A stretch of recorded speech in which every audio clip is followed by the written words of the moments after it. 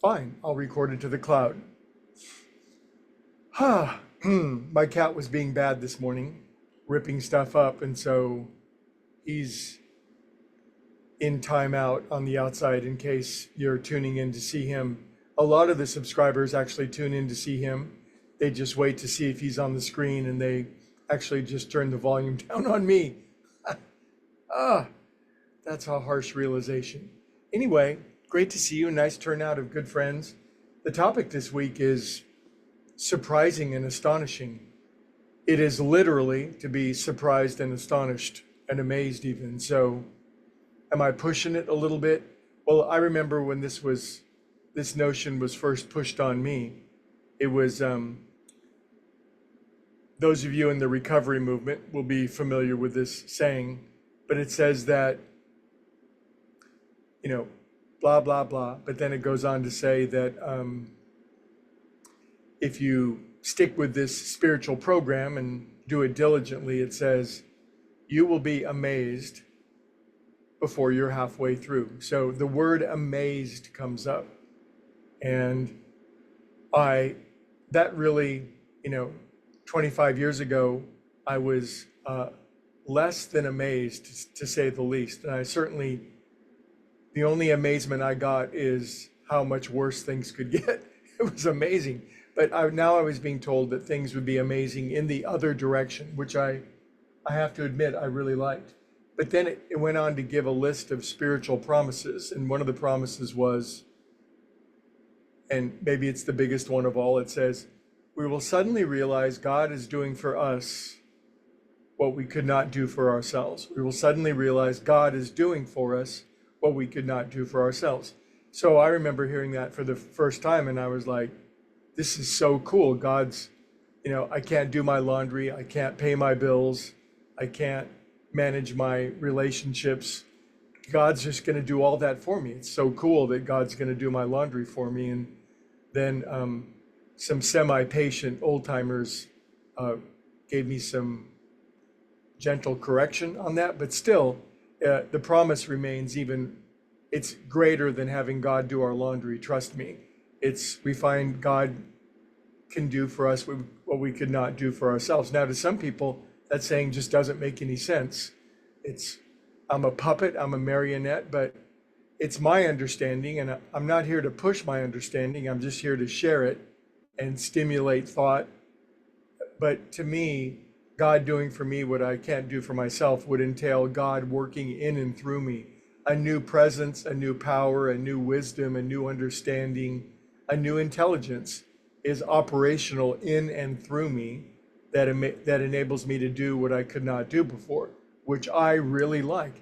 We are not meant to do the same thing in the same old way over and over and over.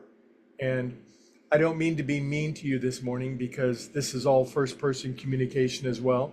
So I'm being mean to myself. Not mean, I'm just chiding myself a bit. But whatever it is that I'm working on, whatever my plans, schemes, designs, and little constructs of being that I'm working on, and the ones that you're working on, we could be 1,000 times more efficient. We could be 1,000 times more intelligent. We could do it with 1,000 times greater benefit and fruitfulness. And that's just the facts. And that's the humility of realizing that, yes, we're better at doing what we're doing than we used to be, but in relation to the way that we could be doing it, well, how do we get more of this love, light, intelligence, wisdom, creativity, innovation to work in and through us? That's a great question. And I'll tell you tomorrow. No, I'm gonna exercise it a little bit, but I saw a funny little video. Maybe it was a little TikTok video, and Grandpa had a box in his hand, and maybe it's his grandkids, maybe his great grandkids, but they were, I don't know, millennial age teenagers roughly. And Dad took a rotary phone out of the box, and he offered them $100 if they could dial a phone number within 4 minutes, and neither one of them could do it. So we're getting smarter and faster at things, and thank God we don't use rotary phones. And if you're too young to remember a rotary phone, I don't believe you. Now, I'm going to give one more example of this. 500 years ago, Magellan was the first boat to go around the world. And if I said this story last week, please forgive me, but it took him 2 years. Now we go around the world in 45 minutes. No, we don't. It takes 5 hours to fly from New York to San Francisco.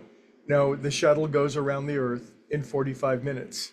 So in 500 years, so the ratio of 2 years to 45 minutes is 22,000 to 1, which means in 500 more years, we'll be able to go from San Francisco to New York in 1/10 of a second. So today is all about realizing that whatever we're doing, God could do it so much better, so much faster, so much more cleverly, and we could have so much RAM and energy and ability to expand and increase and heal and be of service on the planet. And I think just the realization that God loves doing things in new ways, that infinite mind delights in new cars, new ways of using phones, new kinds of music, new things. And I think the greatest way we do this is we invite God in. God, love source, come in and show me how to do my plans, schemes, designs, and projects, the ones that are of value, in much more intelligent, much more innovative and creative ways, and then kind of get out of the way. Anyway, I hope you found this at least entertaining if you don't agree with it, and I will see you all tomorrow.